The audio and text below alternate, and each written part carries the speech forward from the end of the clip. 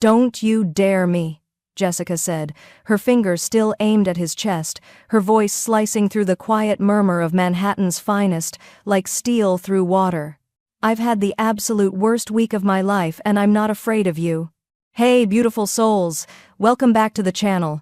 Before we dive into this absolutely wild story, I need to know, where in the world are you watching from? Drop your city or country in the comments below.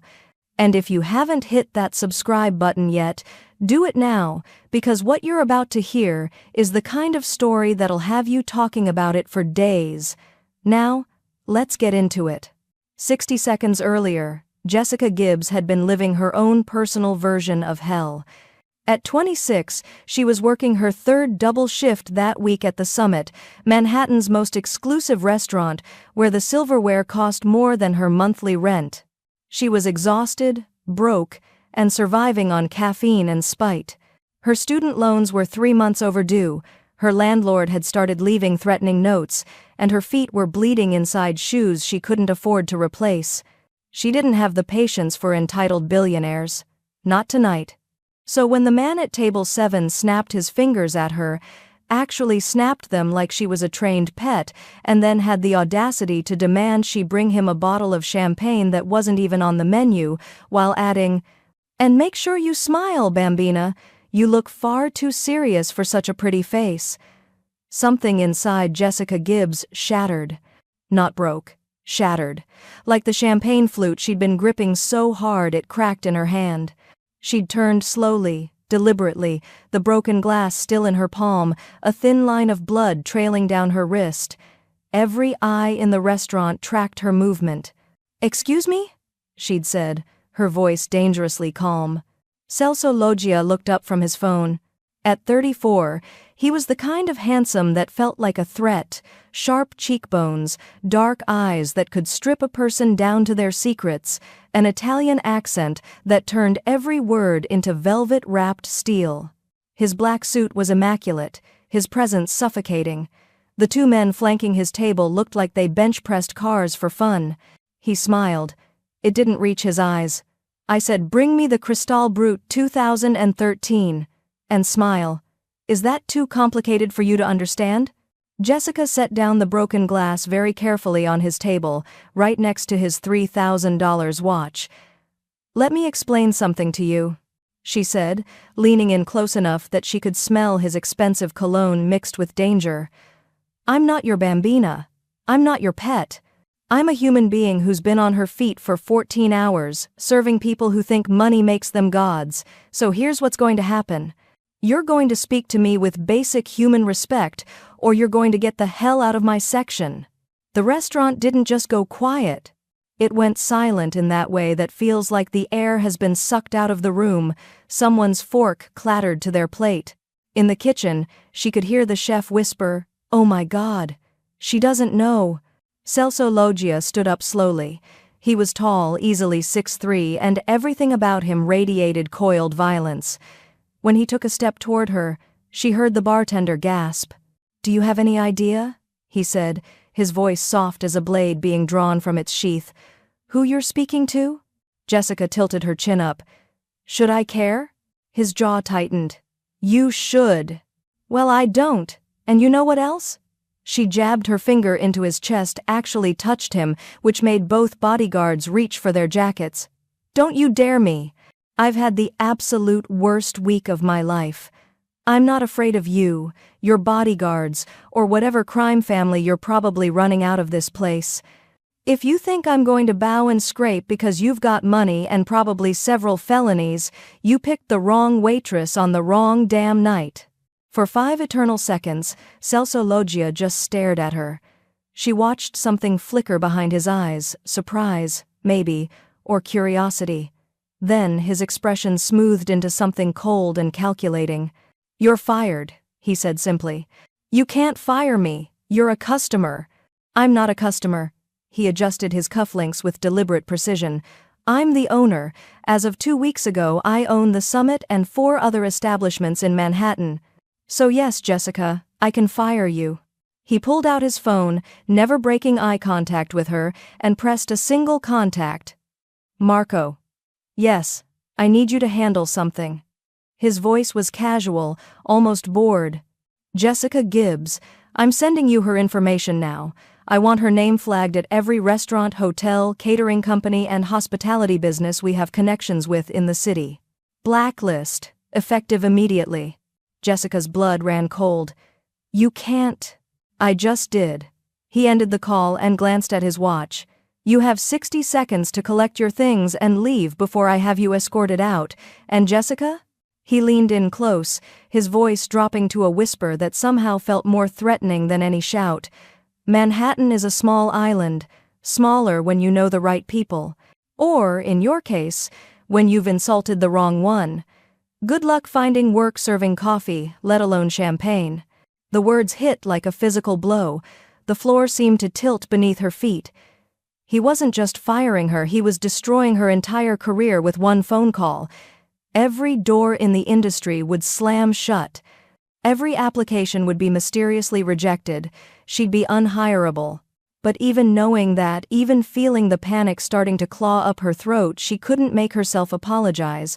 Her pride was all she had left, the only thing that had kept her going through foster care, through nights sleeping in her car during college, through every humiliation this city had thrown at her. "Fine," she said, yanking off her apron and throwing it on his table. "But for the record, you're still an ass. And one day you're going to regret this." "I doubt that," Celso replied, but there was something unreadable in his expression as he watched her. Jessica walked out with her head high, past the shocked diners, past the terrified staff, out into the Manhattan night where she had no job, no prospects, no future in the only industry she knew, and approximately $47 in her bank account. What Jessica didn't know, what she couldn't possibly know, was that Celso Loggia was still watching her through the window, his expression unreadable, his mind already working on a plan that would change both their lives forever. Because in his world, people who showed that kind of fearless courage either ended up dead or became invaluable. And Celso Loggia had just decided which category Jessica Gibbs belonged to. 3 days later, when Jessica's phone was disconnected, her rent was overdue, and she'd been turned down from every single job she'd applied to, with no explanation given, she'd find herself staring at a business card that had been slipped under her apartment door. It simply read, "Celso Loggia," with a phone number. And on the back, in elegant handwriting, "Call me when you're ready to stop being proud and start being smart." 3 days felt like 3 years. Jessica sat on the floor of her basement apartment in Queens, surrounded by rejection emails she'd printed out, just to prove to herself this was really happening. 23 applications. 23 variations of, "We've decided to pursue other candidates," or "The position has been filled," or her personal favorite, complete radio silence. She'd tried everything. Coffee shops in Brooklyn, a diner in the Bronx, even a hotel in New Jersey that required 2 subway transfers and a bus. The manager had looked at her resume, made one phone call, and suddenly remembered they weren't hiring after all. Celso Loggia's blacklist was real. And it was absolute. Her phone, the prepaid one she'd bought after her regular service got cut off, sat on the cracked linoleum like an accusation. Next to it, the business card. White, expensive paper, elegant script, a phone number that felt less like a lifeline and more like a noose. "Call me when you're ready to stop being proud and start being smart."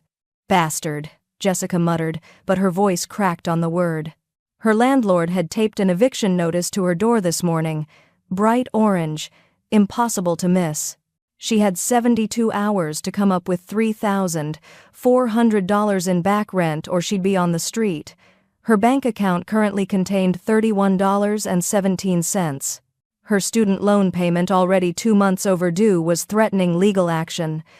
The collection agency called 6 times a day on her old number, which was probably why they'd finally disconnected it.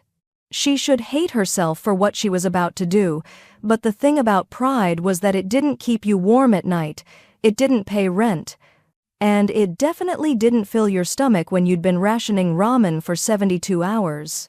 Jessica picked up the phone, stared at the card. Put the phone down. This is insane, she said to the empty apartment. He destroyed your life. He's probably a criminal. He definitely has people killed. You're going to call him and what, say thank you? But what was the alternative? Homeless shelters? Moving back to where? She didn't have a home to go back to. Foster care didn't leave you with a safety net. It left you with survival instincts and the absolute certainty that the only person who would save you was yourself. Jessica picked up the phone again. This time, she dialed. It rang once. Twice. On the third ring, a male voice answered. Not Celso. Someone else. Professional. Clipped. Loggia Enterprises. I need to speak with Celso Loggia, Jessica said, proud that her voice didn't shake. Mr. Loggia doesn't take unsolicited calls. If you'd like to leave, tell him Jessica Gibbs is on the line. Tell him I'm ready to stop being proud and start being smart. She injected every ounce of sarcasm she had left into the words. He'll know what that means. Silence. Then, one moment. The hold music was classical. Probably Italian. Probably expensive. Jessica waited, her heart hammering so hard she could feel it in her throat. 30 seconds. 45. A full minute. Then the music cut off and his voice filled her ear like smoke. Jessica, I was beginning to think you'd let pride kill you after all. Don't flatter yourself, she shot back. I'm not calling to apologize. Good. He sounded amused. I'd be disappointed if you did. Are you calling to beg? No, I'm calling to negotiate. A pause. Then a low laugh that made something in her stomach twist. Negotiate? You have nothing, Bambina. No job, no money, no options. What exactly do you think you have to negotiate with? My brain, Jessica said, and my complete inability to be intimidated by men in expensive suits. You said it yourself, I impressed you, which means you want something from me. So here's my offer.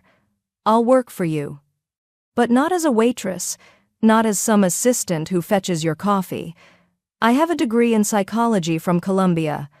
I'm brilliant at reading people, and I'm desperate enough to work for a criminal, but smart enough to demand proper compensation for it. Another pause, longer this time. She could practically hear him recalculating. Columbia, he said finally. Psychology. Impressive. I assume you're buried in debt from it? That's none of your business. Everything about you is my business now. Where are you? Jessica's instinct was to lie. But what was the point? Queens, why? I'm sending a car. Be ready in 30 minutes. I didn't agree to...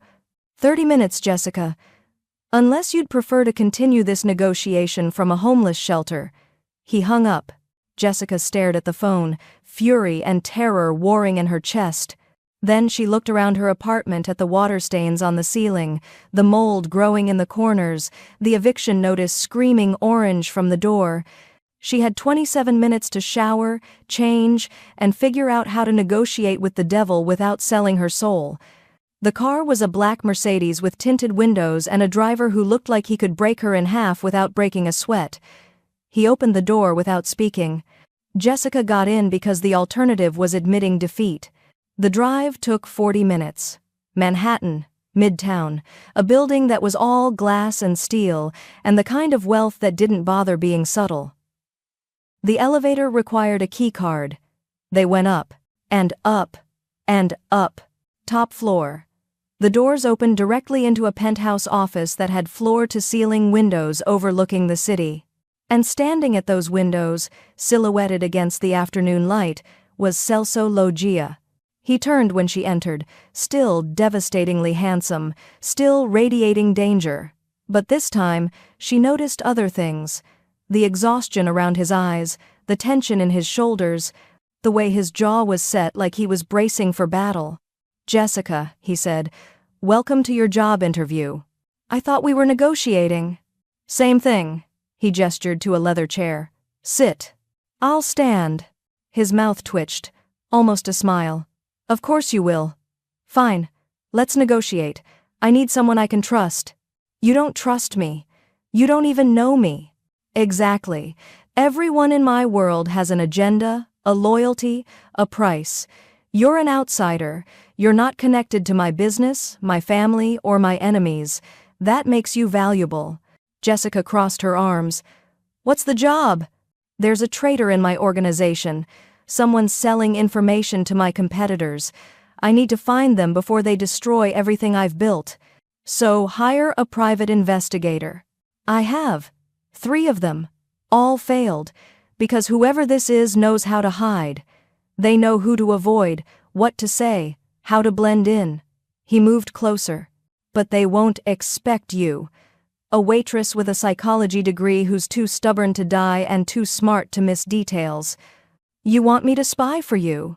I want you to observe. There's an auction in 5 days.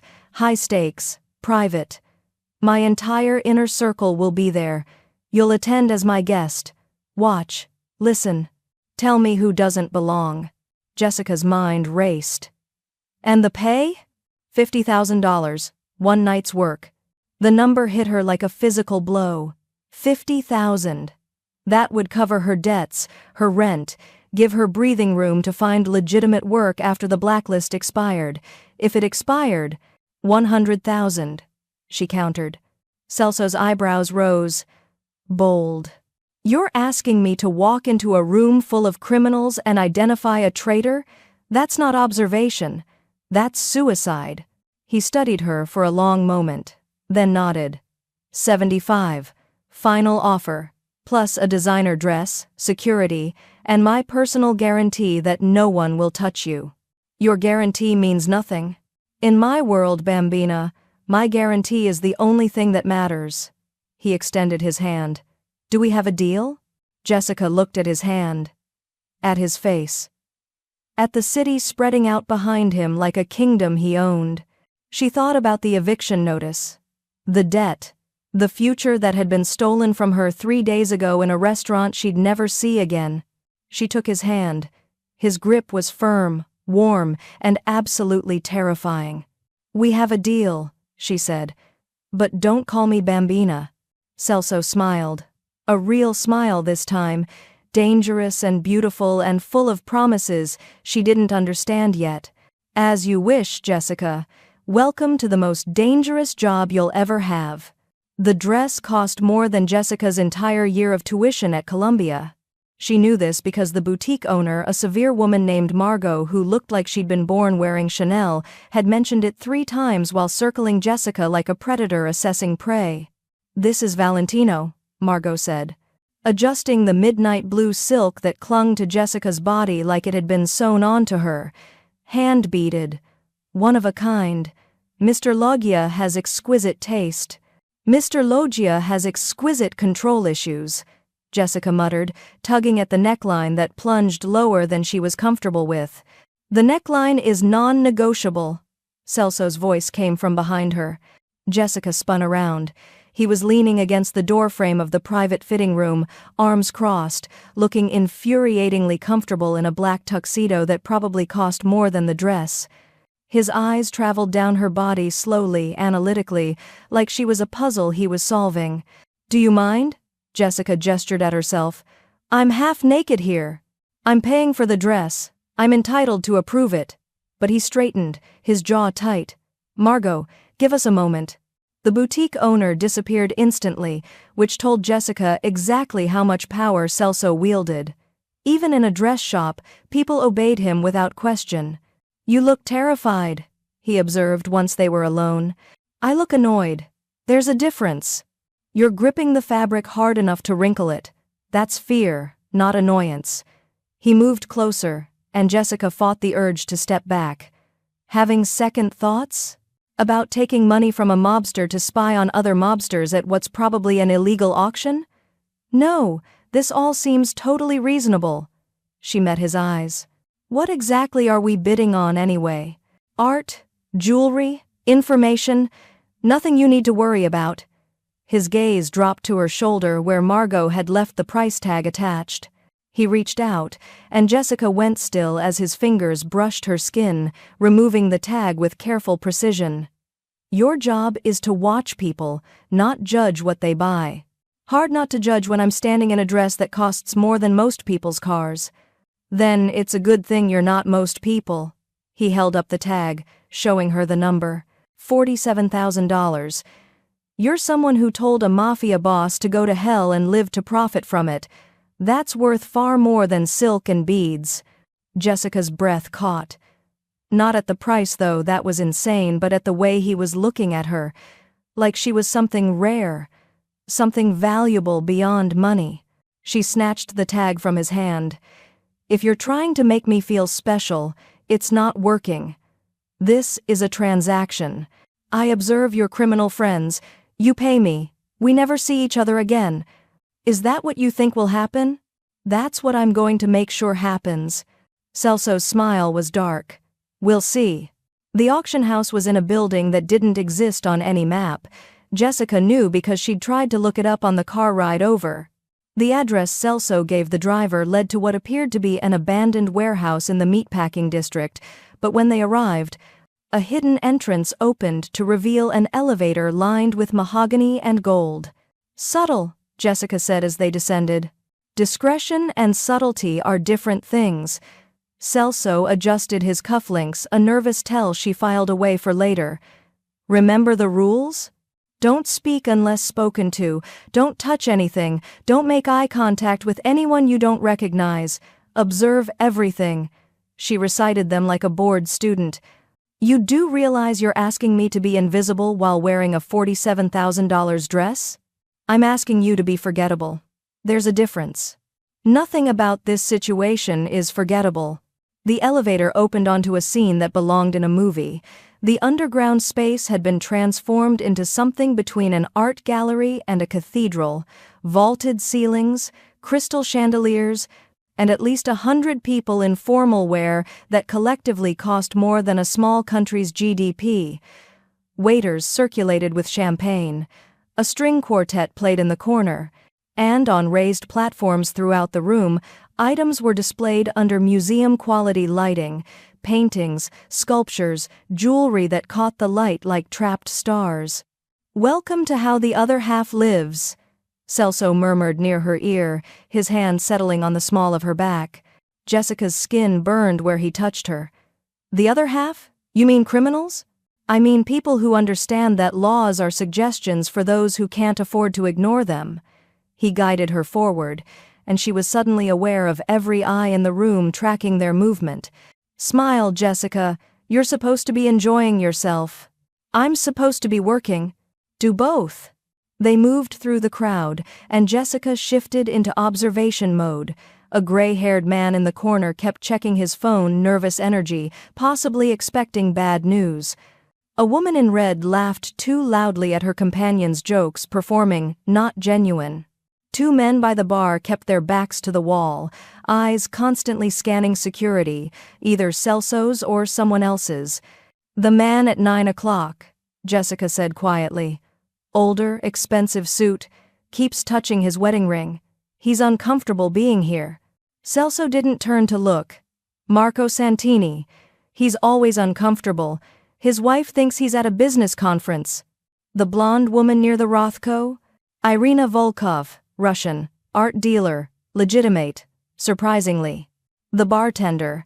This time Celso did glance over. What about him? He's not actually making drinks. He's watching that table in the corner, the one with the 3 men who haven't bid on anything yet. Jessica took a champagne flute from a passing waiter, using it as a prop. Either he's security pretending to be staff, or he's exactly what I'm looking for. Celso's hand tightened on her back. Explain. He's memorizing conversations. Look at his eyes, they're tracking lip movements, not drink orders.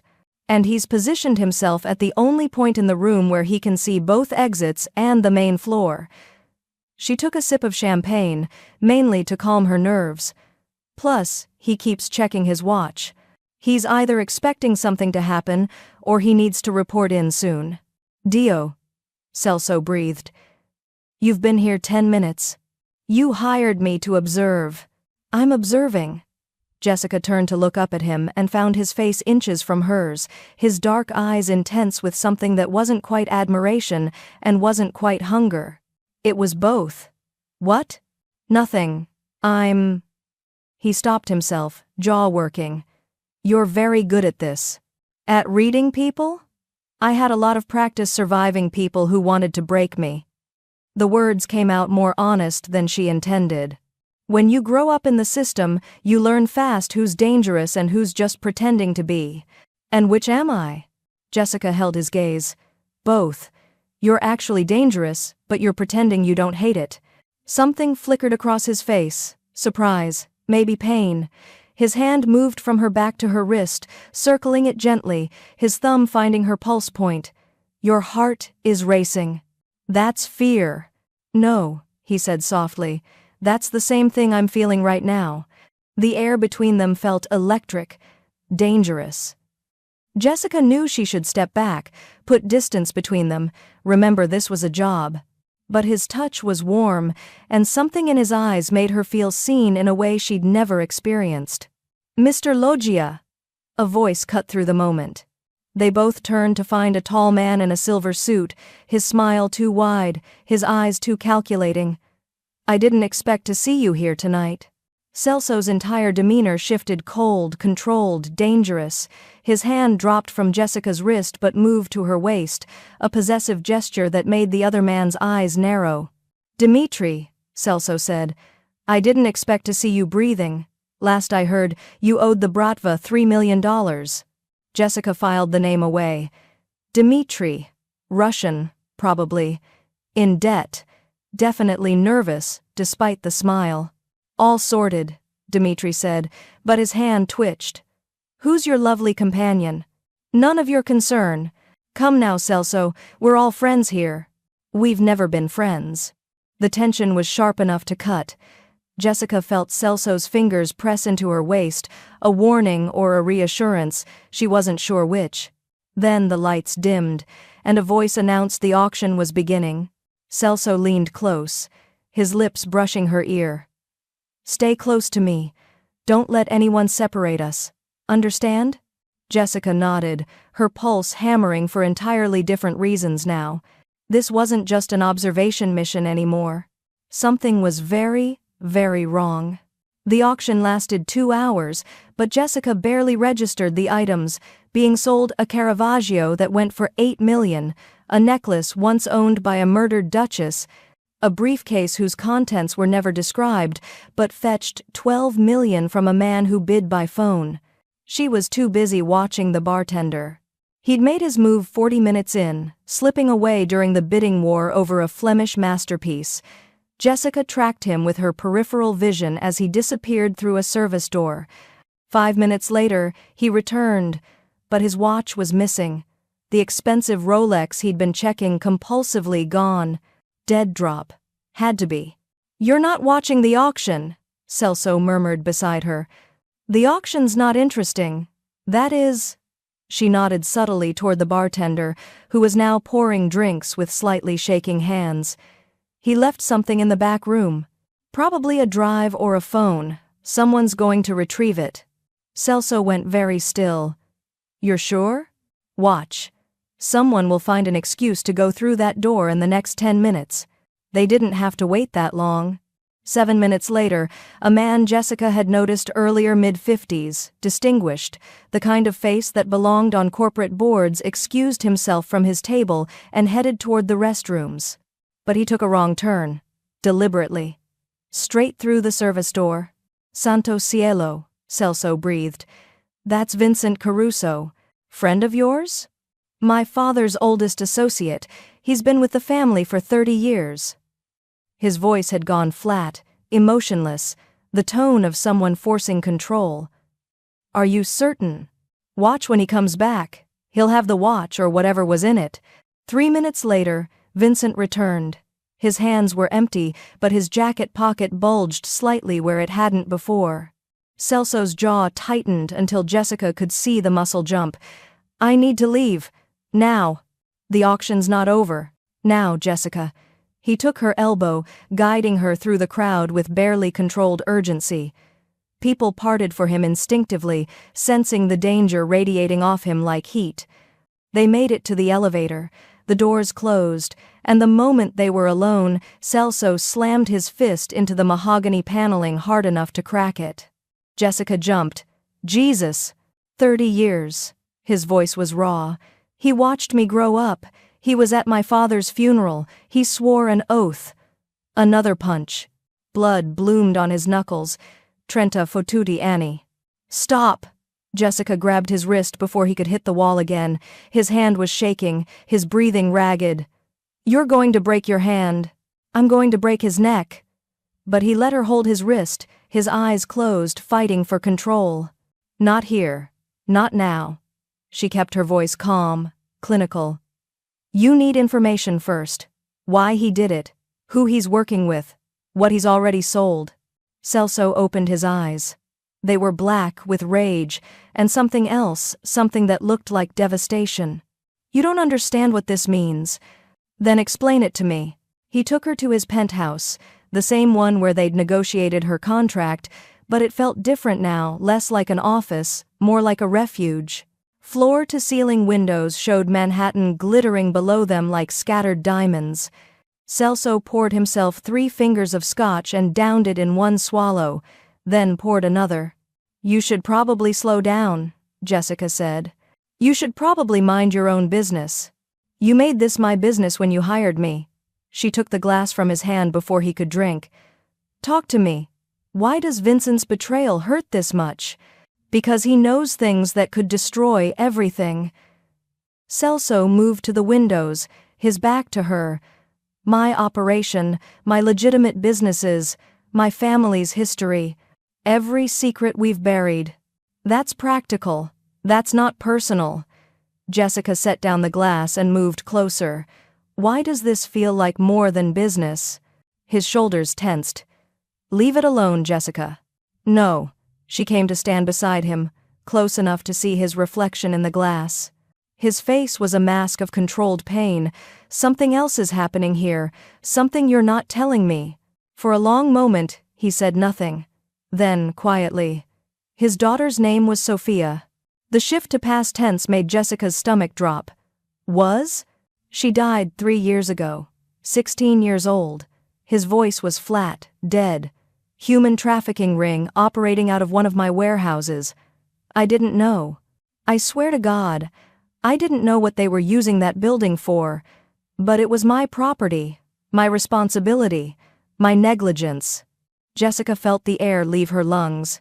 Celso. By the time I found out, it was too late. Sophia had been taken, sold, transported. We tracked her to a ship headed for Dubai. His hands clenched into fists. She jumped overboard before it docked, drowned herself rather than... He stopped, his jaw working.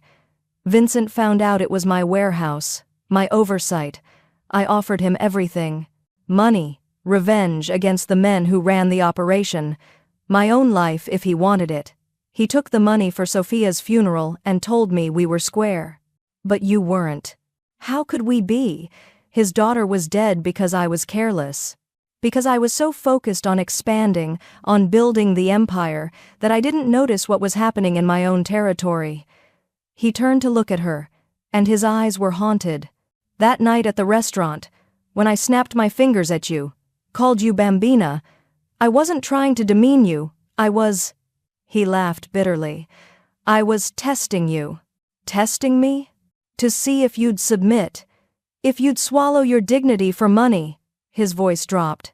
The women in that trafficking ring, they were waitresses, students, people just trying to survive. And men like me snapped our fingers and they came running because they were desperate. I've hated myself for 3 years for not seeing it. For not protecting them. Understanding crashed over Jessica like a wave. You wanted me to tell you no. I needed someone to tell me no, to prove that not everyone can be bought or broken. He reached out, his bloody knuckles brushing her cheek. And then you did. You looked at one of the most dangerous men in New York and dared me to try you. And I knew, his voice cracked, I knew you were exactly who I needed. Someone who couldn't be corrupted. Someone who'd see what I've been too blind to see. Jessica's throat tightened. Vincent's not selling information for money. No. Celso's hand dropped. He's selling it for revenge. He's going to expose everything, destroy the family that destroyed his daughter. And I can't even blame him because it's exactly what I deserve. The weight of his guilt was crushing. Jessica could feel it pressing against her chest, making it hard to breathe. She thought about her own life, the foster homes, the abuse, the nights when survival meant swallowing pride and dignity. She understood revenge. She understood the desire to burn down the world that hurt you. But she also understood something else. "You can't let him do it," she said quietly. Celso's eyes snapped to hers. "What?" "He's in pain. He wants you to hurt the way he's hurting. But destroying your empire won't bring Sophia back. It'll just create more victims, more families destroyed, more people desperate enough to be exploited." She stepped closer, forcing him to meet her eyes. "You want to honor her memory? Then stop him, and then fix the system that killed her. Jessica, you don't get to wallow in guilt. You don't get to let him win because you think you deserve punishment." Her voice hardened. "You survive. You fight.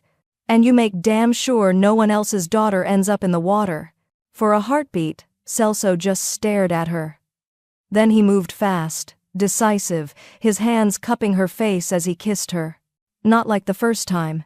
This was desperate, raw, full of 3 years of pain and guilt, and the sudden, overwhelming realization that he wasn't alone in it anymore. Jessica's hands fisted in his jacket, pulling him closer, kissing him back with equal intensity, because she understood now. Understood his darkness. Understood why he'd hired her. When they finally broke apart, both breathing hard, Celso pressed his forehead to hers. "Help me stop him," he whispered. "Not for me, for every Sophia who doesn't deserve this world."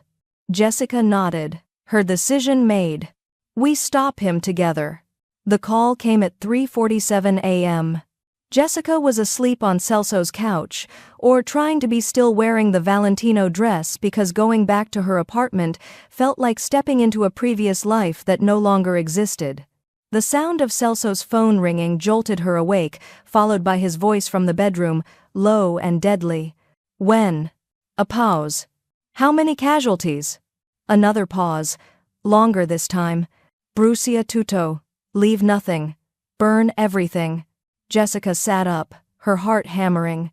Through the open bedroom door, she could see Celso's silhouette against the window, phone pressed to his ear, his free hand clenched into a fist. He ended the call and stood there for a moment, perfectly still. Then he hurled the phone against the wall hard enough to shatter it. "Celso?" Jessica stood, moving to the doorway. He turned, and the look on his face made her blood run cold. Not anger. Something worse. Fear.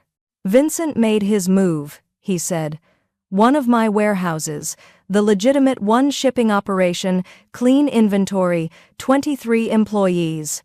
His voice was eerily calm. "Someone set a fire, locked the exits from the outside. They're saying 15 dead so far. More critical." Jessica's stomach dropped. Oh my God. It wasn't about the warehouse. It was a message. Celso moved past her into the living room, already pulling out a tablet from his safe. "He's telling me he'll burn everything I've built, everyone I employ. He's going from espionage to open warfare. Can you trace it back to him?" "He's too smart for that. The accelerant will be common. The locks will be untraceable. Even if I know it's him, I can't prove it." He pulled up security feeds, his fingers moving rapidly across the screen. "But he's not done. This is just the beginning." Jessica watched the footage, flames consuming the building, firefighters arriving too late, people being carried out on stretchers. "What's his endgame?" "Me. Dead or destroyed, doesn't matter which." Celso's jaw tightened. "He'll leak information to my rivals, to the FBI, to anyone who'll listen. He'll sabotage operations, and he'll kill anyone close to me until I'm completely isolated." He looked up at her, and his eyes were haunted. "Which means you need to leave, now." "Excuse me? I'm putting you on a plane to somewhere he can't find you. Switzerland, maybe. The Caymans. You'll have security, money, everything you need until this is over." Jessica laughed a sharp, incredulous sound. "Are you insane? I'm trying to keep you alive. I didn't take this job to quit before the final curtain, boss." She crossed her arms. "You hired me to find the traitor. I found him. Now you need me to help stop him." "Jessica. No, listen to me." She moved closer, forcing him to meet her eyes. "Vincent knows you. He knows how you think, how you operate, who your people are, but he doesn't know me. I'm not part of your world. I'm not predictable. That makes me the only advantage you have. It also makes you a target. I've been a target my entire life. Foster care, abusive boyfriends, poverty, I'm still here. I survived all of that. I can survive this." Celso's control was fracturing. She could see it in the way his hands shook, the way his breathing had gone shallow. "You don't understand what you're saying. Vincent won't just kill you. He'll make it hurt. He'll make me watch. He'll use you to break me. Then don't let him." Jessica grabbed his face, forcing him to focus. "You said you needed someone who couldn't be corrupted. Someone who'd tell you the truth. Here's the truth. If you send me away, you lose. Because you'll be so busy trying to protect me that you won't see the next attack coming. But if I stay, if we work together, we might actually survive this. Might." His voice was raw. "That's not good enough. It's all we've got." For a long moment, they stood there, inches apart, the weight of the decision hanging between them. Then Celso's hand came up to cover hers, where it rested against his cheek. "If something happens to you, it won't. If it does," he insisted, "I won't forgive myself. I'll burn the whole city down. Do you understand? There won't be anything left." Jessica felt something crack open in her chest. No one had ever cared about her survival like this. No one had ever looked at her like she was worth burning the world for. "Then, we make sure nothing happens to either of us," she said quietly. Celso pulled her closer, his forehead pressing against hers.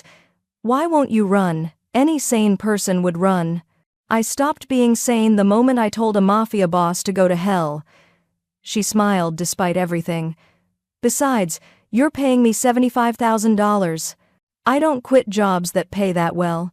He laughed, a broken, desperate sound. "You're insane. So are you. That's why this works." His hands moved to her waist, holding her like she was the only solid thing in a collapsing world. "I can't lose you. Not after—" He stopped himself. "After what?" "After finally finding someone who sees me, not the boss, not the criminal, not the monster, just me." His voice dropped to a whisper. "You're the only person who's looked at me in 3 years and seen something worth saving." Jessica's throat tightened. She thought about her own life, how invisible she'd been, how many times she'd been looked through instead of seen. And here was this dangerous, complicated man telling her that she mattered, that her existence made a difference. "You're not a monster," she said. "Monsters don't feel guilt. They don't try to fix their mistakes. They don't—" her voice caught. "They don't care if waitresses live or die." Celso's hand came up to cup her face, his thumb tracing her cheekbone. "Promise me something." "What?" "If it comes down to choosing between stopping Vincent and saving yourself, you choose yourself. Always." "Celso. Promise me, Jessica. Please." She looked into his eyes and saw the fear there. The absolute terror of caring about someone in a world where caring was a death sentence. "I promise," she lied. Because they both knew the truth. They'd already chosen each other over survival. The moment she'd refused to leave. The moment he'd told her his darkest secret. They were in this together now, and neither of them was walking away. Celso kissed her again, slower this time. Less desperate, more deliberate. A vow sealed in contact, in shared breath, in the acknowledgement that they were probably going to die, but at least they wouldn't die alone. When they broke apart, his expression had shifted. Still afraid, but focused, determined. "If you're staying, we do this my way," he said. "What way is that?" "Full transparency. You get access to everything, my security feeds, my communications, my people. You see something wrong, you tell me immediately. No hesitation. Agreed. And you wear a tracker? Always. If something happens, if you're taken or hurt, I need to know where you are within seconds. Jessica nodded. What else? We find Vincent before he finds us. And we end this. His voice went cold. Permanently. Meaning? Meaning, I'm going to give him the chance to walk away, to disappear with enough money to live comfortably for the rest of his life. Out of respect for what he's lost. Celso's expression hardened. But if he refuses, if he comes after you or anyone else, I'll do what I should have done 3 years ago. I'll put him down like the threat he's become. Jessica had spent her entire life believing in second chances, in rehabilitation, in the possibility of redemption. But looking at Celso now, at the man who'd carried 3 years of guilt, who'd hired her not in spite of her defiance but because of it, who was willing to burn the city down to keep her safe, she understood something fundamental. Some threats couldn't be negotiated with, some wounds were too deep to heal, and sometimes survival meant making choices that would haunt you forever. Then let's end it, she said. Celso pulled out his phone, a backup he kept in the safe, and started making calls. Jessica watched the sun rise over Manhattan, painting the city in shades of blood and gold. Somewhere out there, Vincent was planning his next move. But for the first time in 3 years, Celso wasn't facing the threat alone. And that changed everything. The safe house was in Brooklyn. Not the gentrified parts with artisan coffee shops and yoga studios, but the industrial stretch near the Navy Yard where buildings were abandoned and questions weren't asked. It was perfect, in other words, for people who didn't want to be found. The apartment itself was surprisingly nice, clean, furnished with basics, stocked with enough food for a week, but it felt like a cage, bulletproof windows that didn't open, one entrance, one exit, 4 security cameras covering every angle, a panic room disguised as a closet. Jessica hated it immediately. How long are we staying here? She asked, dropping her bag, a new one, since she hadn't been allowed back to her apartment. Everything she owned now had been purchased by Celso's people in the last 12 hours. Until Vincent makes contact or makes a mistake. Celso was checking the perimeter, his phone in one hand, a gun in the other. My people are monitoring his accounts, his movements, his known associates. The moment he surfaces, we'll know. And if he doesn't surface, he will. Men like Vincent, when they commit to revenge, they can't stop themselves. It becomes an obsession. He holstered the gun and finally looked at her. Are you hungry? I'm exhausted. There's a difference. Sleep then. Take the bedroom. I'll stay out here. Jessica laughed. You haven't slept in 2 days. Your hands are still shaking from the adrenaline crash. You need rest more than I do. I need to keep you safe. You have 4 armed guards outside and enough security tech to monitor a small country. I think we're okay for a few hours. She pointed at the couch. Sit down before you fall down. For a moment, she thought he'd argue. Then his shoulders sagged slightly, the first sign of weakness she'd seen from him, and he sat, heavily, like a puppet with cut strings. Jessica moved to the kitchen, found the coffee maker, and started brewing a pot. When was the last time you ate? I don't remember. That's not healthy. Nothing about this situation is healthy. But when she brought him a sandwich from the fridge, probably left by whoever stocked the place, he ate it mechanically, like his body was running on autopilot. She sat beside him, close enough that their shoulders touched. Outside, the winter sun was setting, painting the industrial wasteland in shades of orange and gray. Tell me about Vincent, she said quietly. Before Sophia, before everything went wrong, what was he like? Celso was quiet for a long moment. Then, kind, patient. He taught me how to tie a tie when my father was too busy. Came to my high school graduation when my mother was too drunk. He was, his voice caught, he was the best of us. The one who proved that working in this life didn't mean losing your humanity. And now? Now he's proof that even the best of us can break. Celso set down the sandwich, half-eaten. I keep thinking about what you said, about stopping him so no one else gets hurt. But what if the kindest thing is to let him win? Let him destroy me? Maybe that's what justice looks like. Justice would be saving Sophia. Since we can't do that, justice is making sure her death means something. Jessica turned to face him fully. You want to honor her? Build something better. Use your resources, your power, your connections to actually help people instead of just feeling guilty about failing them. You make it sound simple. It is simple. It's just not easy. She hesitated, then added, I used to think people like you were irredeemable, that once you crossed certain lines you couldn't come back, but maybe redemption isn't about erasing what you've done. Maybe it's about what you do next. Celso looked at her like she'd said something profound instead of just obvious. How are you this wise at 26? I'm not wise. I'm just tired of watching people destroy themselves over things they can't change. She stood, needing to move, to do something other than sit in the suffocating tension. I'm going to check the perimeter. Make sure your security team didn't miss anything. Jessica, they're professionals. So was I. Different skill set. She was already moving toward the windows, studying the sight lines, the escape routes, the structural vulnerabilities. That's when she noticed it. The fire escape outside the bedroom window rusted, unstable looking. Nothing unusual for an old Brooklyn building. But there was something off about the bolts securing it to the brick. They were newer than the rest of the structure. Recently installed, but deliberately made to look old. Celso, she said slowly. Come here. He was beside her in seconds. What is it? That fire escape, does it show up on your security blueprints? He pulled up the schematic on his phone. Yes. Original to the building, 1970s construction. Those bolts aren't from the 70s. Look at the threading, it's modern.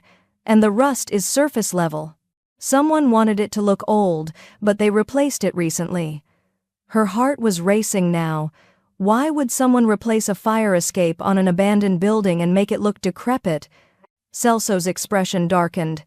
Because they want an entry point that looks too dangerous to use, something we'd dismiss as structurally unsound. But it's actually solid, which means this safe house isn't safe. He was already moving, grabbing his phone, issuing rapid orders. Marco, we're compromised, I need... The lights went out. Complete darkness. Then, a second later, emergency lighting kicked in, dim, red-tinted. Enough to see shapes but not details. Backup power, Celso said, his voice deadly calm. He had his gun out again. Jessica, get to the panic room. Now. What about... now? But before she could move, his phone buzzed. A text message. Celso read it. And the color drained from his face. What? Jessica demanded. He showed her the screen. Pier 47, 1 hour. Come alone or I start with your legitimate businesses. Then your people. Then your pretty waitress. V. It's a trap, Jessica said. Obviously. You can't go. I have to. Celso was already checking his weapon, his movements efficient and practiced. He's given me no choice. If I don't show, he'll burn everything I've built. Everyone who depends on me for their livelihood.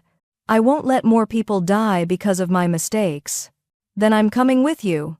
Absolutely not. Celso. No. He grabbed her shoulders, his grip almost painful. This is not negotiable. You stay here. You lock yourself in the panic room. If I'm not back in 3 hours, you call this number. He pressed a card into her hand, and you disappear. New identity, new life, far away from New York, and everything connected to me. I'm not leaving you to die. You promised you'd choose yourself. Remember? His eyes were fierce, desperate. Keep that promise, Jessica, please. He kissed her hard, fast, final, and then he was gone, disappearing through the door with 3 of his guards, leaving one behind to ensure she stayed put. Jessica stood in the red emergency lighting, fury and fear warring in her chest. She'd lied about the promise, and she was about to prove it. 20 minutes later, Jessica emerged from the bathroom window, the one spot the remaining guard couldn't see from his position. The fire escape held her weight perfectly, just as she'd suspected.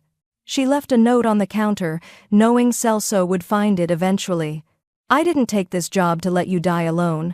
Also, you're not the only one who's good at traps. Try not to get shot before I get there. J. She'd memorized the address. Pier 47, abandoned shipping terminal on the East River. She had no weapon, no backup, and no plan beyond, don't let Celso die. But she'd spent 26 years surviving impossible situations. One more wouldn't kill her. Probably. Pier 47 looked like a graveyard for ships. Rusted containers stacked like crooked tombstones, cranes frozen mid-reach like skeletal hands, and everywhere the smell of salt water and decay. The kind of place where people disappeared and no one asked questions. Jessica approached from the south side, keeping to the shadows between containers. She could see Celso's SUV parked near the main warehouse entrance, black, sleek, wrong for this environment. Bait, obviously. Vincent wanted Celso to know this was a trap, wanted him to come anyway. And he had. Because that's what guilt made you do. It made you walk into your own execution thinking you deserved it. Jessica crept closer, her heart hammering so hard she could feel it in her teeth. She had no weapon except a tire iron she'd grabbed from an abandoned car 3 blocks away. Against trained killers, it was basically useless. But she'd been useless before. She'd survived anyway. She made it to a vantage point behind a shipping container and peered around the edge. What she saw made her blood freeze. Celso was in the center of the warehouse floor, lit by a single overhead work light that turned everything into harsh shadows. He wasn't alone. 6 men surrounded him, armed, positioned at strategic points. And standing directly in front of him, looking 20 years older than his photograph, was Vincent Caruso. "You came," Vincent said. His voice carried in the empty space, tired, bitter, broken. "You knew I would." Celso's hands were visible, empty, surrendering. "I'm sorry, Vincent. For Sophia. For everything. I've been sorry for 3 years. Your sorry doesn't bring her back. No, nothing brings her back, but killing me won't either." "Maybe not." Vincent pulled out a gun, casual, practiced. "But it'll make me feel better." Jessica's hand tightened on the tire iron. She needed a plan. Then she noticed it. The electrical panel on the far wall, half hidden behind debris. The same type of panel she'd seen in 1,000 restaurant kitchens, 1,000 basements, 1,000 places where the infrastructure was old and dangerous and held together with hope and violations of building codes. The same type that had a master shutoff that, if triggered incorrectly, would cause a cascading failure in the emergency lighting system. She'd seen it happen once when a cook had grabbed the wrong switch during a power outage. Every alarm in the building had gone off. Simultaneously fire, security, everything. Complete chaos for 90 seconds until someone figured out the reset sequence. 90 seconds might be enough. Jessica moved, staying low, circling around to reach the panel. Her hands were shaking so badly she could barely grip the tire iron. "I loved you like a son," Vincent was saying, and his voice cracked. "When Sophia died, I thought about killing you then. Would have been cleaner, faster, but I wanted you to suffer first. Wanted you to lose everything like I lost everything. Then do it," Celso said quietly. "I'm not going to fight you. You've earned this." "No!" The word burst from Jessica before she could stop herself. Every head turned. Every gun swung toward her position. "Jessica?" Celso's voice was raw with horror. "What are you—" "Sorry, boss," she called out, then slammed the tire iron into the electrical panel with everything she had. "But I don't quit before the final curtain." The panel exploded in a shower of sparks. For 1 perfect second, nothing happened. Then every alarm in the terminal went off at once. Fire alarms, security alarms, emergency lights strobing red and white. The sound was deafening, disorienting, turning the warehouse into a hellscape of noise and chaos. Vincent's men spun, trying to locate the threat, their training warring with confusion. And in that moment of distraction, Celso moved. He was on the nearest gunman before the man could react, disarming him with brutal efficiency and using his body as a shield. 2 shots fired wild, missing. Celso returned fire with the stolen gun, dropping one attacker, then another. Vincent was screaming something, but Jessica couldn't hear over the alarms. She saw him aim at Celso, saw his finger tighten on the trigger. She threw the tire iron. It wasn't a good throw, it wasn't even close to accurate, but it hit Vincent's shoulder hard enough to ruin his aim. The shot went wide, sparking off a metal beam. Then everything became violence. Celso's remaining guards burst through the entrances they'd been waiting for his signal, and the alarms had been close enough. Gunfire erupted from multiple directions. Jessica dropped behind a crate, covering her head, trying to make herself as small as possible. She heard footsteps. Heavy. Running toward her. She looked up and saw one of Vincent's men, his gun aimed directly at her face. His finger was on the trigger. She was going to die. Then Celso appeared behind him like a demon, his arm wrapping around the man's throat, twisting. There was a terrible crack. The man dropped. Celso grabbed Jessica, hauling her up, his hands running over her body, checking for wounds. "Are you hurt? Did they—" "I'm fine, I'm fine." "You're insane. You could have been killed." "So could you." She grabbed his jacket. "Where's Vincent?" Celso's expression darkened. He pointed. Vincent was on the ground 30 feet away, bleeding from his leg, one of Celso's guards standing over him with a gun to his head. The fight was over. Celso's men had won, but the look on Vincent's face wasn't defeat. It was relief. Celso approached slowly, his gun still drawn. Jessica followed, unable to stop herself. "Do it," Vincent said. Blood pooled beneath him, but his eyes were clear. "End it, please." Celso stood over him, the gun steady in his hand. For a long moment, no one moved. The alarms were winding down now, the emergency systems realizing there was no actual fire. The silence that followed felt heavier than the noise. "No," Celso said finally. Vincent's face crumpled. "Celso, you don't get the easy way out. You don't get to die and make me the monster you think I am." Celso lowered the gun. "You're going to live. You're going to prison, federal, clean, safe. And you're going to spend every day of your sentence in a cell I'm paying for, being protected by guards on my payroll, thinking about the fact that I didn't kill you. That I chose mercy when you chose murder." "That's not mercy," Vincent spat. "That's torture." "Yes," Celso agreed. "It is. But it's the torture you've earned. And maybe after 10 or 20 years, you'll understand that Sophia wouldn't have wanted this. Wouldn't have wanted you to become the thing that destroyed her." Vincent's sob was animalistic, broken. "You don't get to use her name. Neither do you. Not anymore." Celso turned to his guards. "Get him medical attention. Then call my attorney. I want him processed correctly. No disappearances. No accidents. This goes through the system." As they hauled Vincent away, still sobbing, Jessica stood frozen. The adrenaline was crashing, leaving her shaking and cold. She'd almost died. Celso had almost died. Everything had almost ended. But it hadn't. Celso turned to her, and the expression on his face was incandescent with fury and relief, and something that looked like worship. "You threw a tire iron at an armed man," he said. "It worked, didn't it? You could have been killed. So you keep saying—" Jessica's voice was shaking now, the fear finally catching up. "But I wasn't. We weren't. We—" He kissed her before she could finish, pulled her into his arms and kissed her like she was oxygen and he'd been drowning. His hands were in her hair, on her back, everywhere at once, confirming she was real and alive and whole.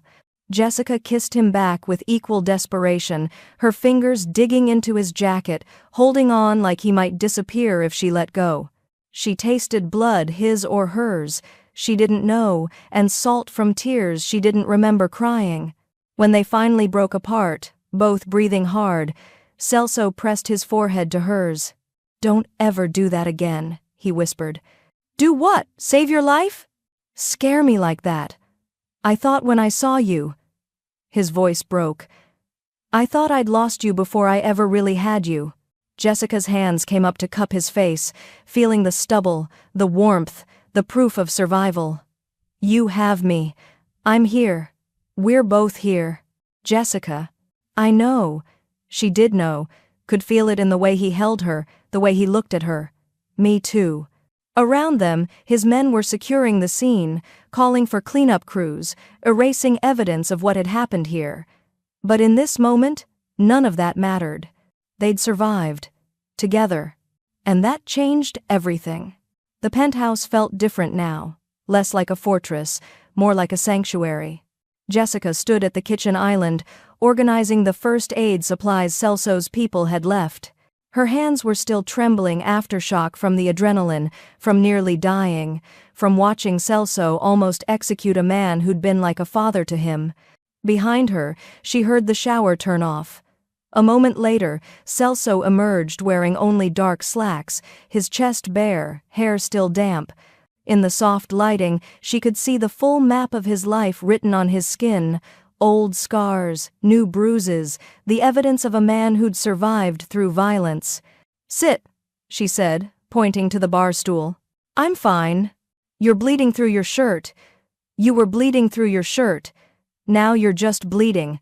Sit down." He obeyed, which told her exactly how exhausted he was. Celso Loggia didn't take orders from anyone. Except, apparently, from her. Jessica moved behind him, assessing the damage. A gash on his shoulder blade, probably from when he'd used the container for cover.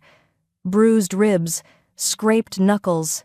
Nothing life-threatening, but enough to hurt.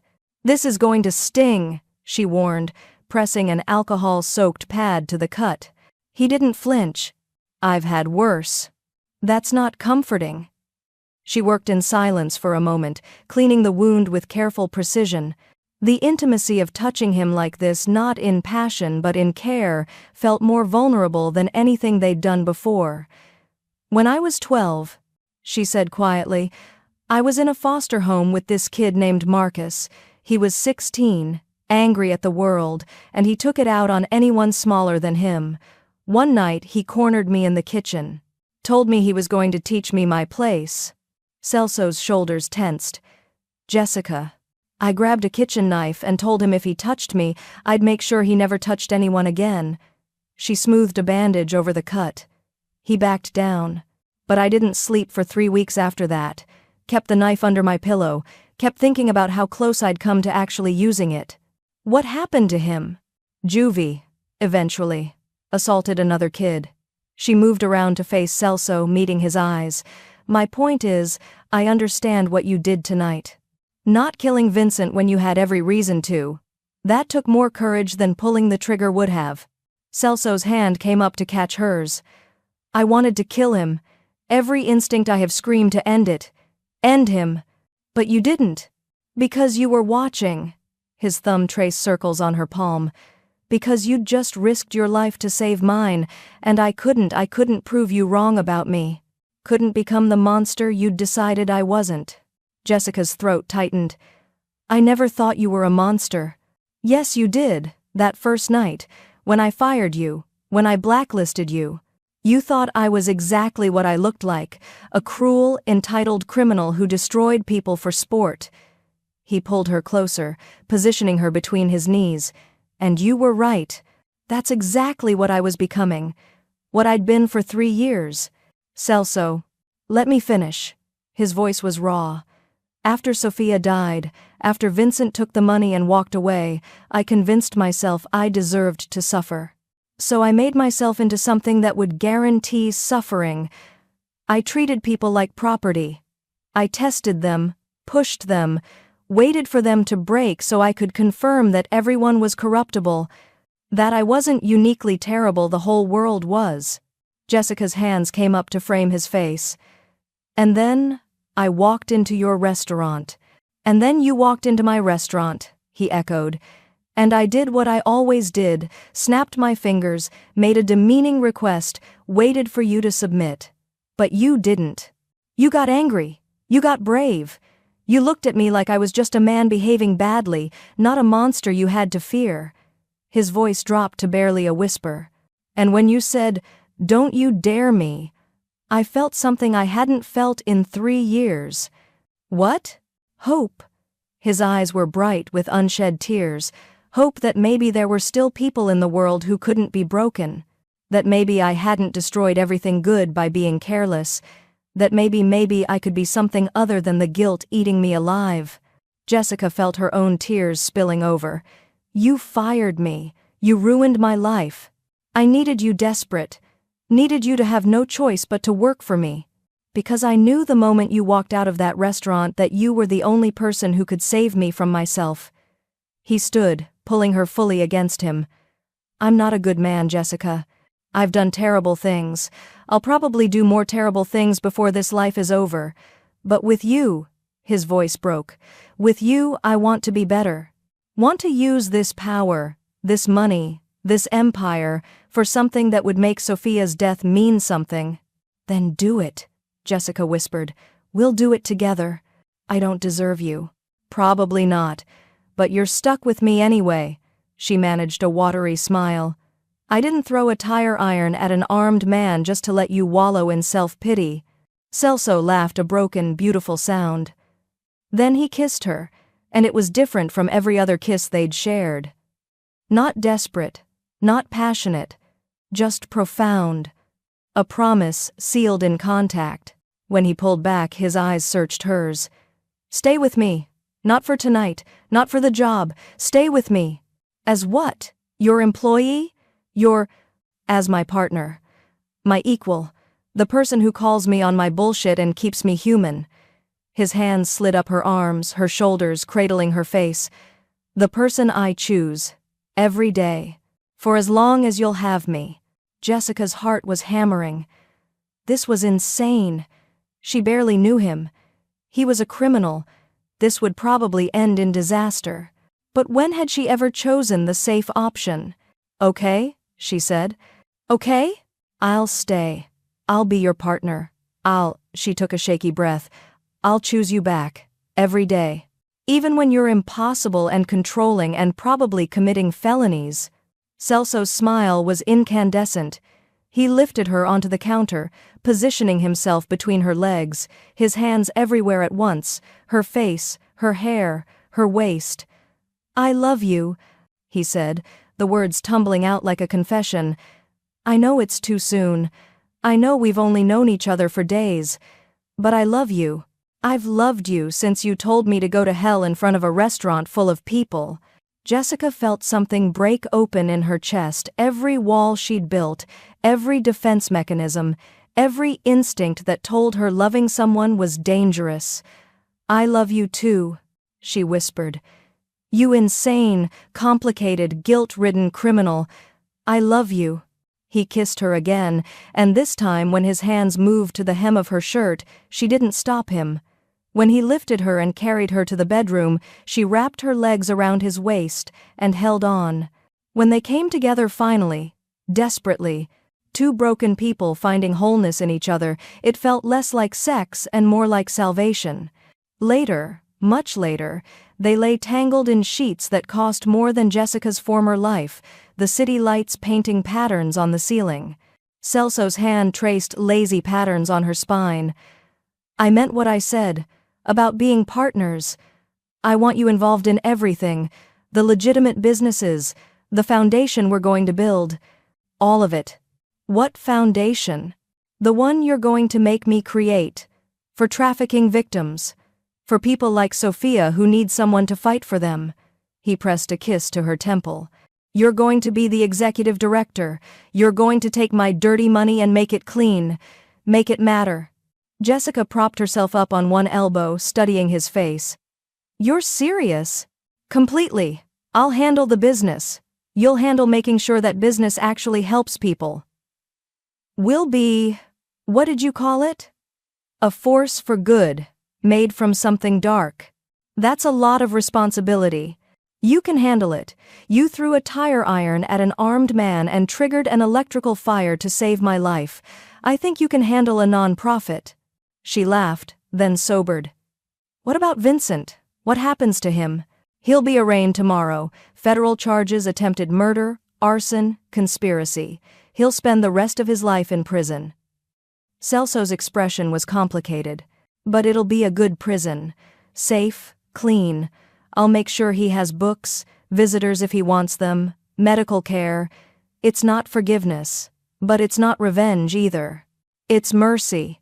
It's what you taught me. That being powerful means choosing what to do with that power." He pulled her back down, holding her close. "Stay with me forever, Jessica. Help me be the man Sophia would have been proud to know. The man you saw in me before I saw it myself." Jessica pressed her ear to his chest, listening to his heartbeat steady, strong, alive. "Forever's a long time." "Not long enough." And wrapped in his arms, in the penthouse overlooking the city that had tried to break them both, Jessica finally understood what home felt like. Not a place, not safety, but the person who chose you even when you gave them every reason not to. She'd come to New York with nothing but debt and dreams. She was leaving that version of herself behind and becoming something new, something whole, something loved. 3 months later, Jessica stood in front of floor-to-ceiling windows in what used to be just Celso's office and was now technically theirs, watching the sunset paint Manhattan in shades of gold and fire. So much had changed. Vincent was serving 25 to life in a federal facility upstate. The trafficking network that had used Celso's warehouse had been completely dismantled. 17 arrests, 43 victims recovered and placed in protective care. The story had made national news, with Celso positioned as the businessman who'd cooperated with federal investigators to bring down a criminal enterprise. The irony wasn't lost on either of them. Behind her, she heard the door open. Celso's footsteps, she'd learned to recognize them, the confident stride of a man who owned everything he walked on. "You're brooding," he said, coming to stand beside her. "I'm thinking. There's a difference. Dangerous either way." His hand found hers, their fingers interlacing automatically. "The lawyers finalized the foundation paperwork. We're officially a 501c3 as of 4 o'clock this afternoon." Jessica turned to look at him. He was in a suit, charcoal gray, perfectly tailored, but he'd loosened his tie. The Celso she'd met 3 months ago would never have allowed himself that small informality. This Celso, the one she was helping him become, was learning that perfection was exhausting. "How much did you put in the initial endowment?" she asked. $50 million. She blinked. "That's not enough. I know. But it's a start." He pulled her closer. "You'll build it into something bigger, something that actually changes things." "We'll build it," she corrected. "I'm not doing this alone." "No, you're not." He reached into his pocket and pulled out a small velvet box. "Which brings me to what I wanted to talk to you about." Jessica's heart stopped. "Celso. Before you panic, this isn't a ring. Well, it is a ring, but not that kind of ring. Yet." He opened the box to reveal a simple platinum band with an inscription inside. She couldn't read from this angle. "I had this made for you. Read it." She took the box with shaking hands, tilting it to catch the light. The inscription read, "Co-Executive Director, Loggia Enterprises, Partner, Conscience, Light." "I don't understand," she whispered.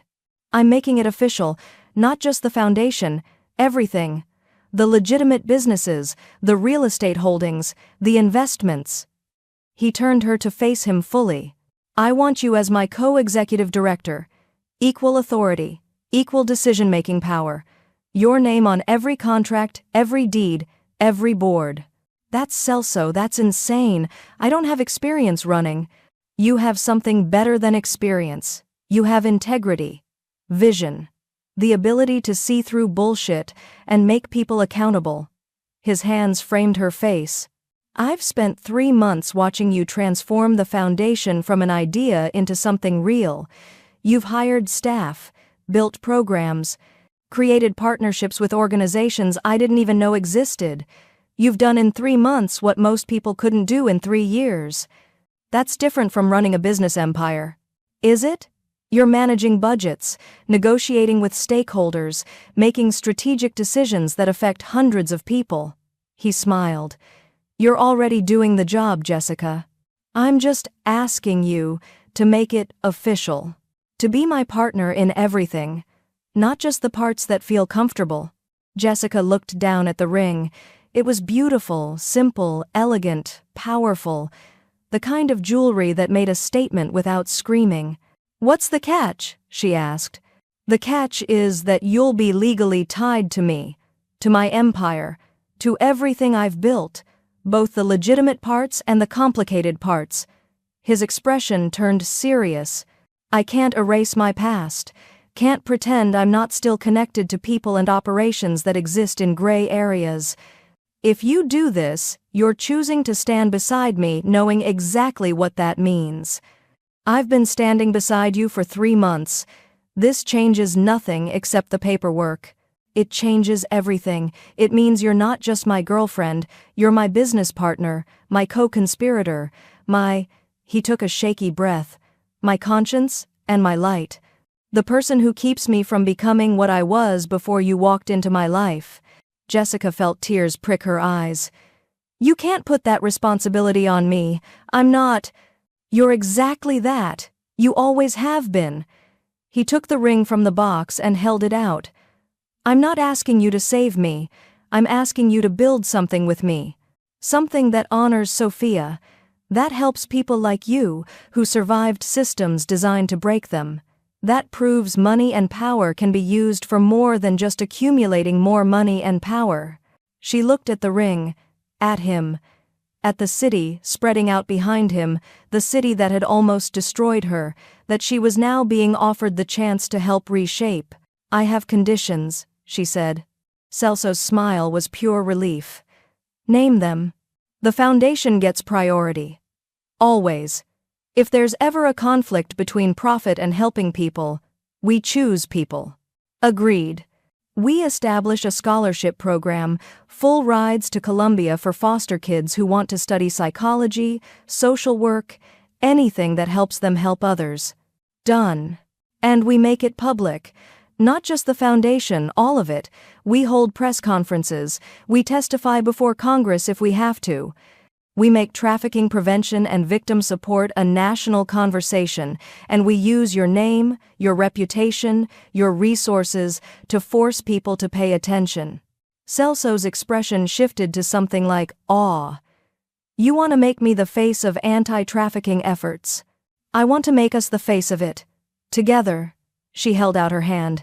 So yes, I'll be your co-executive director, your partner, your conscience, all of it.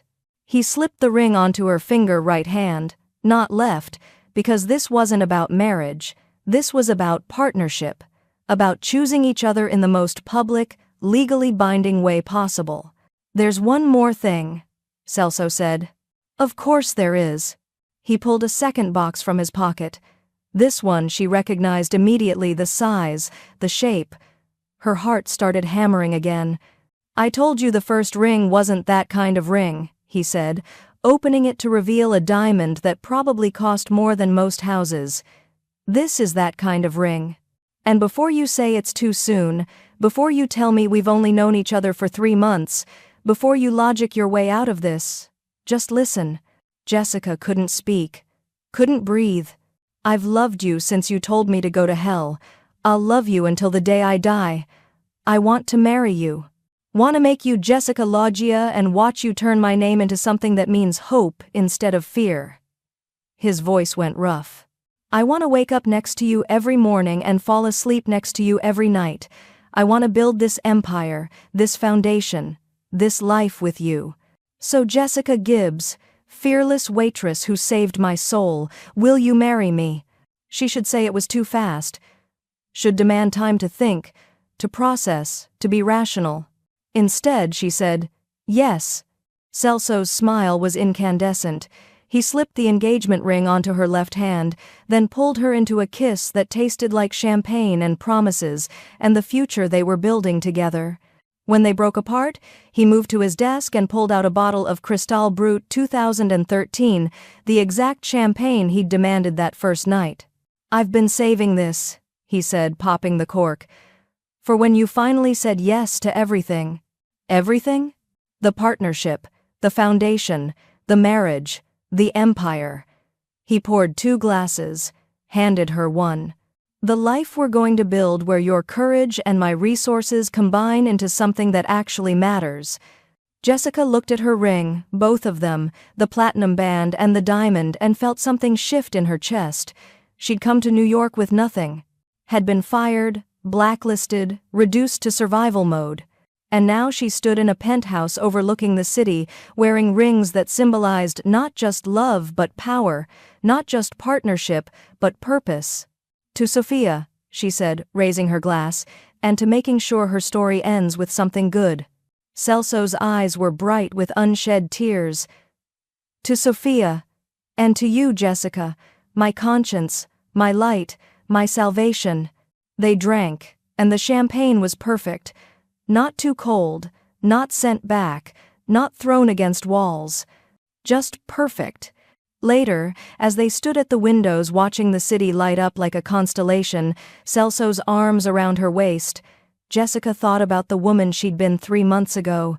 Exhausted, broke, invisible. That woman would never have believed this was possible. But that woman had also dared a mafia boss to try her, had thrown a tire iron at an armed man, had chosen courage over survival, partnership over safety, love over fear. "What are you thinking?" Celso murmured against her hair. "That I should probably send a thank you note to my old manager." "For what?" "For not stopping you from firing me." She turned in his arms, smiling up at him. "Best thing that ever happened to me." Celso laughed, a genuine, unguarded sound she was still getting used to hearing. "You're insane. So are you. That's why this works." He kissed her forehead, her cheeks, her lips. "I love you, Jessica Gibbs, soon-to-be Loggia. Thank you for not running when any sane person would have. Thank you for being worth staying for." And wrapped in his arms, with 2 rings on her fingers and an empire at her feet, Jessica finally understood what she'd been searching for her entire life. Not safety, not stability, not even love, though that was part of it. Purpose. The chance to take her pain, her survival, her hard-won wisdom, and use it to help others survive too. She'd told a mafia boss, "Don't you dare me," and he dared her to change the world. So she would. They would. Together. 6 months later. The gala was everything Jessica had envisioned: elegant, powerful, and impossible to ignore. The ballroom at the plaza was filled with Manhattan's elite, all of them writing checks to the Sophia Caruso Foundation for trafficking prevention and victim support. Politicians, CEOs, celebrities. Even the mayor had shown up. Jessica stood at the podium in a deep emerald gown, her engagement ring catching the light as she gestured to the presentation behind her. "This year alone, we've rescued 47 victims, provided housing and counseling to over 200 survivors, and successfully lobbied for 3 pieces of federal legislation. But we're just getting started." The applause was thunderous. She caught Celso's eye from where he stood at the side of the stage, and his smile, private, proud, entirely hers, made her heart skip. They'd done it. Turned his guilt and her courage into something that actually mattered. As she left the stage, a reporter from the Times intercepted her. "Miss Gibbs, there are rumors that you and Mr. Loggia are planning to expand the foundation internationally. Can you confirm?" "We're exploring opportunities in Eastern Europe," Jessica said carefully, "where trafficking networks are particularly entrenched." "And is it true you'll be traveling there personally?" "Some people are saying that's dangerous for someone in your position." Jessica's smile didn't waver.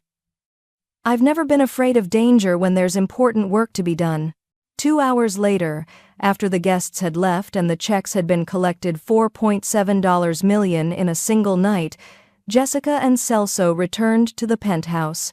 She kicked off her heels immediately, sighing in relief.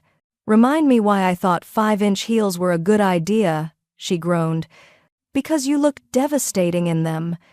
Celso was already loosening his bow tie, heading for the bar. "Whiskey? God?" "Yes." He poured 2 glasses, but as he turned to bring her one, his phone buzzed. He glanced at the screen, and his entire demeanor changed. The relaxation vanished, replaced by the cold, controlled mask she rarely saw anymore. "What is it?" Jessica asked, immediately alert. Celso didn't answer, just pulled up something on his phone and stared at it, his jaw tightening. "Celso, what's wrong?" He turned the phone to show her. It was a photograph, grainy, clearly taken from a distance. It showed a young woman, maybe 19 or 20, with dark hair and familiar eyes. She was chained to a radiator in what looked like an abandoned building, bruised, terrified, and she looked exactly like Sofia Caruso. Jessica's blood ran cold. "That's not possible. Sofia is dead." "I know." Celso's voice was flat. "I saw her body. I paid for her funeral. Vincent identified her." "Then who is this?" "I don't know." He swiped to the next image. It was a note, typed in simple text. "You took my daughter, now I have yours. Prague, 3 days. Come alone or she dies like Sofia should have, a ghost from your past." Jessica read it twice, her mind racing. "Vincent is in prison, this can't be." "It's not Vincent." Celso was already moving, pulling up encrypted files on his laptop. "Vincent only had 1 daughter, but the trafficking ring we dismantled, it was bigger than we thought. There were partners, people we never identified." His hands were shaking as he typed. "Someone thinks I have a daughter. Someone wants revenge badly enough to kidnap an innocent girl and send me to Prague. It's a trap. Obviously. You can't go." Celso looked at her, and in his eyes she saw the same guilt, the same self-loathing that had consumed him 3 years ago when Sofia died. "If there's even a chance this girl is real, if someone took her because of me, then we call the FBI. Interpol. We use legal channels. In 3 days? They'll kill her before any agency can mobilize." He slammed the laptop shut. "I have to go." "Then I'm coming with you." "Absolutely not. We're partners, remember? Co-executive directors. You don't get to shut me out when things get dangerous." Jessica moved closer, grabbing his arms. "Besides, you need me. Whoever this is, they're expecting you to come alone, expecting you to be predictable. But I'm not predictable. I'm the advantage they won't see coming." "Jessica, don't you dare me, Celso." She used his own words against him. "Because we both know how that ends. I win. Every time." For a long moment, he just looked at her. Then, despite everything, despite the threat, despite the fear, despite the ghost from his past reaching across an ocean to destroy him, he smiled. "We're going to Prague," he said. "We're going to Prague," she confirmed. He pulled her close, pressing his forehead to hers. "This could be the thing that finally breaks us. Or it could be the thing that proves we're unbreakable." Jessica pulled back, her expression fierce. "Either way, we face it together. That's what partners do." Celso kissed her hard, desperate, a man acknowledging he might be walking into his own destruction and choosing to do it anyway. When they broke apart, Jessica moved to his laptop, already pulling up flight schedules and encrypted communication channels. 3 days, she said. "We'll need weapons, documents, local contacts." She looked at him. "And we need to figure out who's angry enough, powerful enough, and crazy enough to declare war on Celso. Celso came to stand beside her, his hand finding hers. "Whatever we find in Prague, we handle it. Together." Jessica squeezed his hand. "That's the deal. Remember?" "I remember." Outside the windows, Manhattan glittered like a promise. Or a threat. In 3 days, they would board a plane to Prague. In 3 days, they would walk into a trap set by someone who wanted Celso destroyed. In 3 days, everything they'd built, the foundation, the empire, the life they'd fought so hard to create, would be tested in ways neither of them could predict. But tonight, they had each other. And sometimes, that was enough. In Prague, someone was watching the same photograph, smiling. Come find her, Celso Logia. Come face the sins you thought you'd buried. And bring your beautiful partner. I have plans for her too. To be continued in Don't Dare Me Twice. The Prague Deception.